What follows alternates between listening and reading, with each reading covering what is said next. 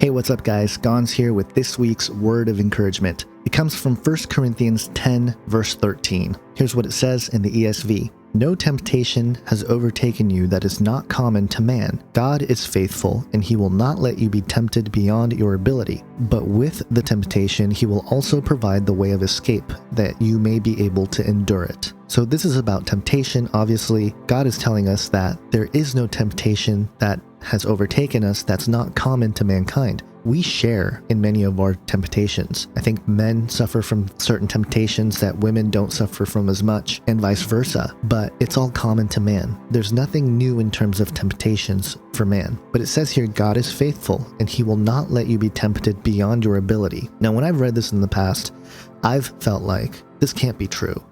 How come I can't overcome some of these temptations? You have to keep on reading because it says, but with the temptation, he will also provide the way of escape that you may be able to endure it. It's a mindset issue. Whenever you're facing temptation, first off, you got to recognize that it's happening. But then secondly, you have to look for the escape. God provides an escape. He says it here. So if we are active in that seeking of that escape that God provides, then we will find it. It will be there, and we will have a small victory. And over time, those victories will increase and the temptations will slowly start to go away because the power it has over you will no longer be there.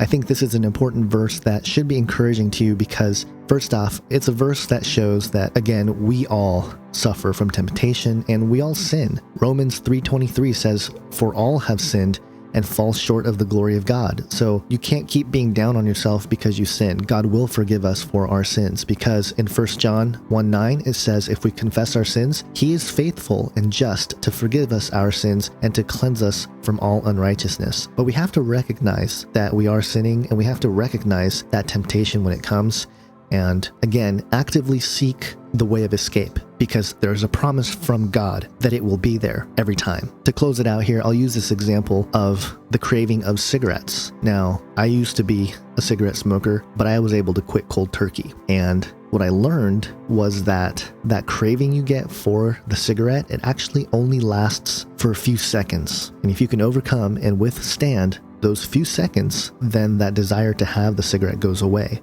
Now, that doesn't mean there isn't a second wave that comes. Those cravings can come again, and then you can overcome it, and then come again, and then overcome it. But as you have victory over those things, the cravings decrease until it's gone. It goes away, and you have complete victory over it. And that's just one example, but it's a promise from God, and it should encourage you today and for this week. Because anytime you face something that you recognize that it's leading you down to sin, look for that escape because God provides it so that we can endure it.